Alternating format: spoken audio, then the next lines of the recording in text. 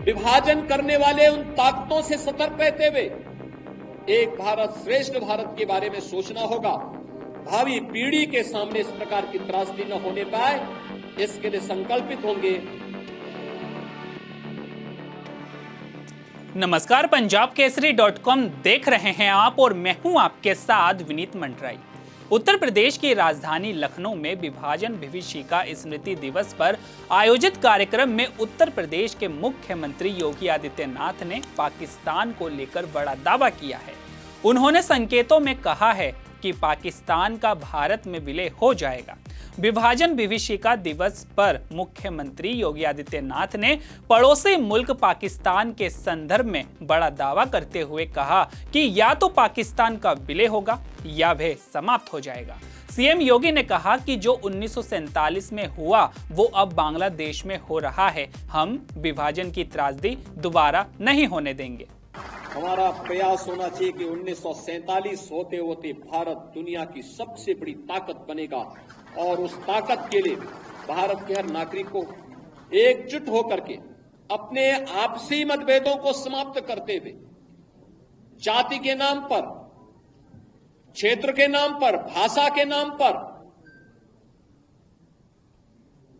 विभाजन करने वाले उन ताकतों से सतर्क रहते हुए एक भारत श्रेष्ठ भारत के बारे में सोचना होगा।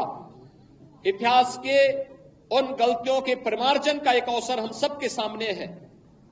हम फिर से इस प्रकार की गलतियों की त्रासदी और इस प्रकार की विभाजन की त्रासदी का सामना फिर से वर्तमान और भावी पीढ़ी को न करना पड़े, इसके लिए हम सबका संकल्प होना चाहिए, जीवन का ध्येय होना चाहिए।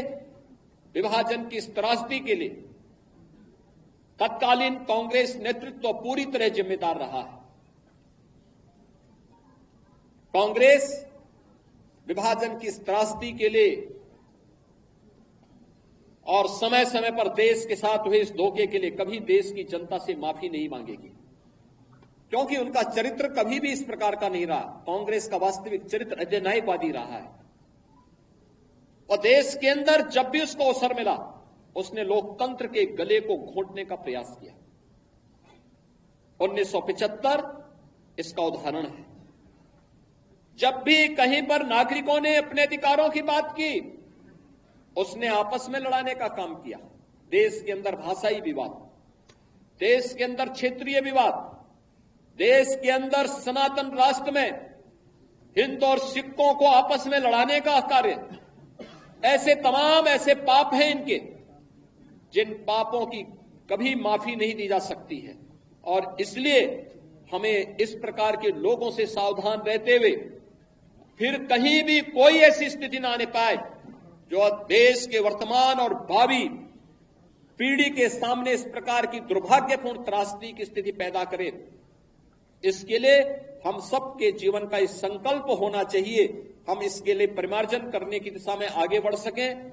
मैं धन्यवाद दूंगा उन वक्ताओं को जिन्होंने अपनी बातों को यहां पे रखा और खासतौर पर सरदार निर्मल सिंह ने बहुत अच्छे ढंग से उन्होंने एक बात भी यहां पे रखी कि त्रासदी किस प्रकार की थी। हमारी लखनऊ की पूर्व मेयर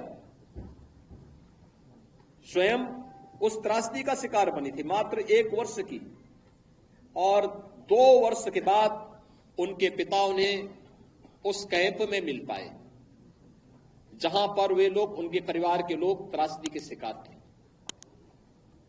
किस प्रकार की स्थितियां थी, बैलगाड़ी से चल रहे हैं, उनको भी पता नहीं उनका ठिकाना कहां है, कहां लक्ष्य है, कोई पता नहीं। किस प्रकार के दृश्य थे, किस प्रकार की त्रासदियां थी। बरसात का समय, नदी नालों में पानी, भीषण गर्मी, उमस, और उस समय अपने परिवार के साथ अपने पुरखों की भूमि को छोड़ करके जाना। उन स्थितियों में अपने इष्ट देव को छोड़ करके जाना किस प्रकार का दृश्य रहा होगा, आज भी हम देख सकते हैं।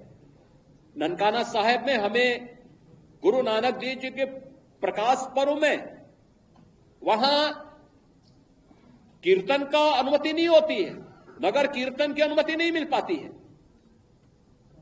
कोई भी आयोजन वहां करने की स्वतंत्रता नहीं होती है। और सिंध तो हिंदू बाहुल्य था,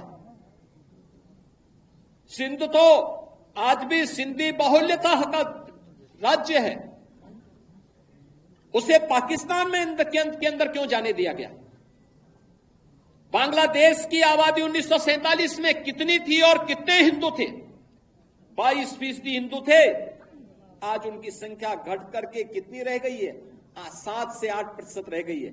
उसमें भी आपने अभी एक सप्ताह पहले बांग्लादेश के हिंदुओं के उस प्रदर्शन को देखा होगा जो चटगांव में वहां के हिंदुओं ने किया था।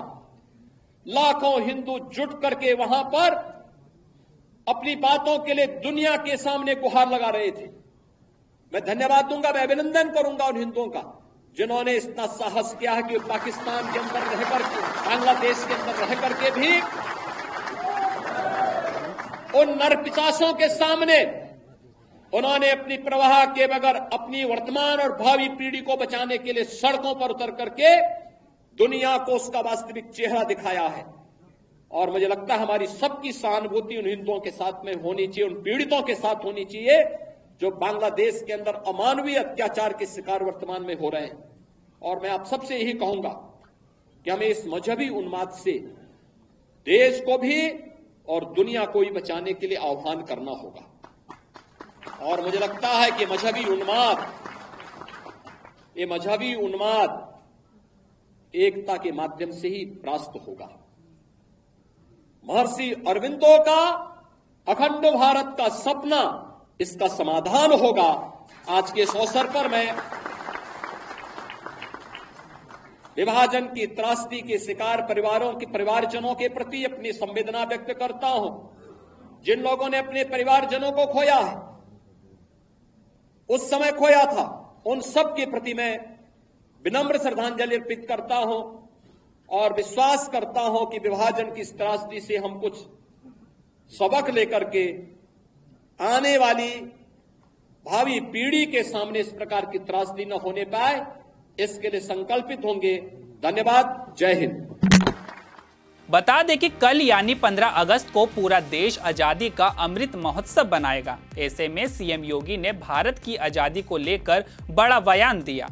तो अभी के लिए केवल इतना ही। ऐसे ही तमाम खबरों के लिए बने रहिए पंजाबकेसरी.com पर। नमस्कार।